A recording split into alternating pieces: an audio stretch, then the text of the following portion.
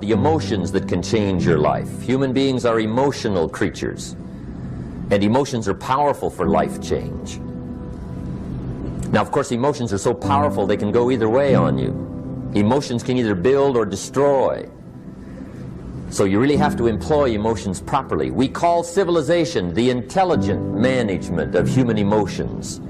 If you can intelligently apply your emotions in the right direction, no telling what can happen. Could turn your life around one day would be sufficient. The major key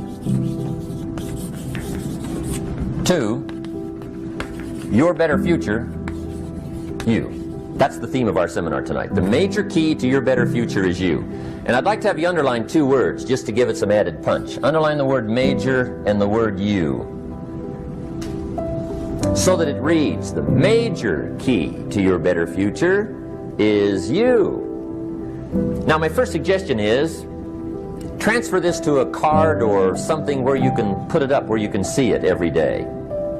Preferably put it up where you can see it at the beginning of the day, before you go off to put the day together. This is a good phrase just to glance at, to keep in mind as you're putting the day together. It's called the silent seminar. If you'll just let this talk to you during the day, I found it to be tremendously helpful. The major key to your better future is you. Number one, you can't get somebody else's time. A guy says to me one time, he says, you know, if I had some extra time, I could make some extra money. I said, then forget it. There isn't any extra time. Hey, when the clock strikes 12 midnight, that about wraps it up, right? I mean, you can look around the gongs there for a little more, but it's over. You say to the guy, what are you doing? He says, I'm looking for extra time. See, they'll come and take you away, right? There isn't any more time. Now, if you can't get more time, which you can't, what could you get more of that would make a difference in economic results? And here's the key word. Make it a part of your notes. We're going to consider it tonight. The word is value. And I have a little phrase for your notes. Value makes the difference in results. Value makes the difference. You can't get more time, but you can create more value. Now, here's the first lesson of economics. Everybody should learn it from the time they're old enough to understand what a dollar means, how to earn one, how to get one, how to keep one, what to do with it. First lesson of economics. We primarily get paid for value. That's lesson one. Bringing value to the marketplace, that's how you get paid. You don't get paid for the time. I know it takes time to bring value to the marketplace, but you get paid for the value, not the time. Now, since that's true, here's one of the key questions of the evening. Is it possible to become twice as valuable at the marketplace and make twice as much money in the same time? Could you become 3 times as valuable? Make 3 times as much money in the same time? Is that possible? The answer is yes, if. And it's always if, right? Life is known as the big if. Harry Truman once said, life is iffy. How true. And here's the big if, we're going to consider it tonight. It's possible to do much better at the marketplace if you go to work primarily on yourself. And that's the theme of our seminar tonight. Learning to work primarily on yourself. People have asked me for the last 24 years, how do you develop an above-average income? And the answer is, become an above-average person. Develop an above-average handshake. Some people want to be successful, they don't even work on their handshake. As easy as that would be to start on. They let it slide, they don't understand. Develop an above-average smile. Develop an above-average excitement. Develop an above-average interest in other people. Develop an above-average intensity to win. See, that'll change everything. Probably one of the most frustrating experiences in life is looking for an above-average job with above-average pay without becoming an above-average person. It's called frustration. Dopamine is the feeling that you found something you're looking for, or that you accomplished something you set out to accomplish. So you know that feeling you get when you cross something off your to-do list? That's dopamine. Feels awesome. You know when you have a goal to hit and you achieve that goal, you're like, yes! You feel like you've won something, right? That's dopamine. The whole purpose of dopamine is to make sure that we get stuff done, right? the historical reason for dopamine. We would never eat if we only waited to get until we got hungry, because there's no guarantee that we would find food. So dopamine exists to help us go looking for food. We get dopamine when we eat, which is one of the reasons we like eating. And so when you see something that reminds you of something that feels good, we want to do the behavior that helps us get that feeling, right? So let's say you're out there going for a walk and you see an apple tree in the distance. You get a small hit of dopamine. And then what it does is it focuses us on our goals. And now we start walking towards the apple tree. And as the apple tree starts to get a little bigger, we feel like we're making progress. You get another little shot of dopamine and another little shot of dopamine until you get to the tree and you're like, yes! Okay? This is why we're told you must write down your goals. Your goals must be tangible. There's a biological reason for that. We're very, very visually oriented animals. You have to be able to see the goal for it to biologically stay focused, right? If you don't write down your goals, if you can't see your goals, it's very hard to get motivated, to get inspired.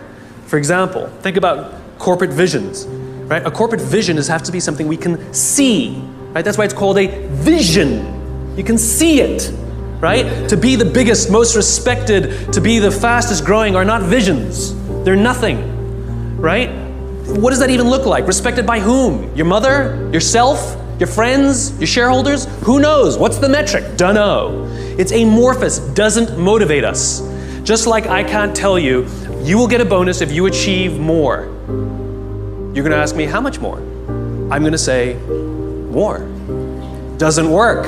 You need a tangible goal.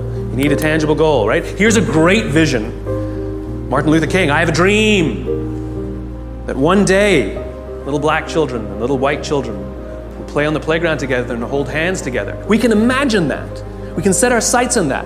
And every time we achieve a goal and achieve a metric and achieve a milestone that makes us feel like we're making progress to the vision we can see, we keep going and going and going until we achieve something remarkable. You have to be able to see it. Dopamine. Like I said, dopamine is the feeling you get when you set out to find something you're looking for as well. I talked about the to-do list. I came home from a trip just a couple days ago and I had a bunch of errands to run and I wrote down a little list of things I had to do and off I went, right? And as I was walking past, I think it was the dry cleaners, I don't remember. I was walking past something, I remembered, oh, I have to do that, and I hadn't written down on my to-do list. So I went in and I finished what I needed to do, and then when I came out, I then wrote it on my to-do list and then crossed it out. Because I wanted the dopamine. Feels good. Dopamine comes with a warning. Dopamine is highly, highly, highly addictive. Here are some other things that release dopamine. Alcohol, nicotine, gambling, your cell phone. Oh, you think I'm joking? Okay, we've all been told that, if you wake up in the morning and you crave a drink, you might be an alcoholic. Well, if you wake up in the morning, the first thing you do is check your phone before you even get out of bed, you might be an addict. If you walk from room to room in your own apartment holding your telephone,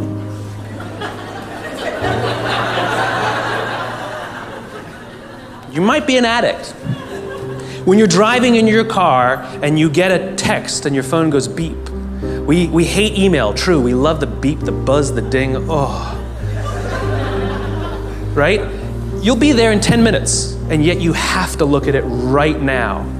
You might be an addict. And even if you read it and it says, are you free for dinner next Thursday? And you have to reply immediately, you can't wait the 10 minutes, you might be an addict. And for all you Gen Ys out there who like to think that you're better at multitasking because you grew up with the technology, then why do you keep crashing your cars when you're texting?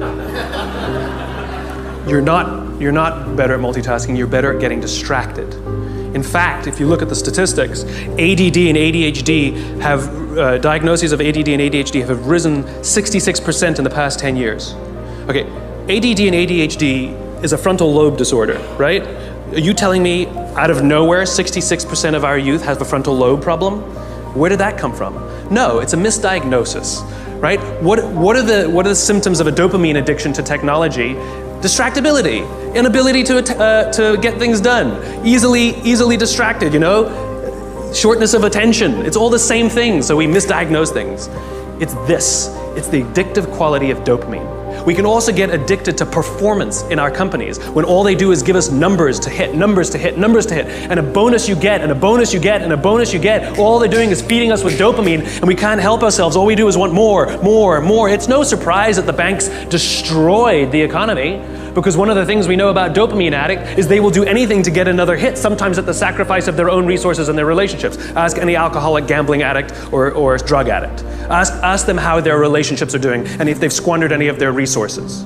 It's an addiction. Dopamine is dangerous if it is unbalanced. It is hugely helpful when in a comfortable and balanced system, but when unbalanced, it's dangerous and it's destructive.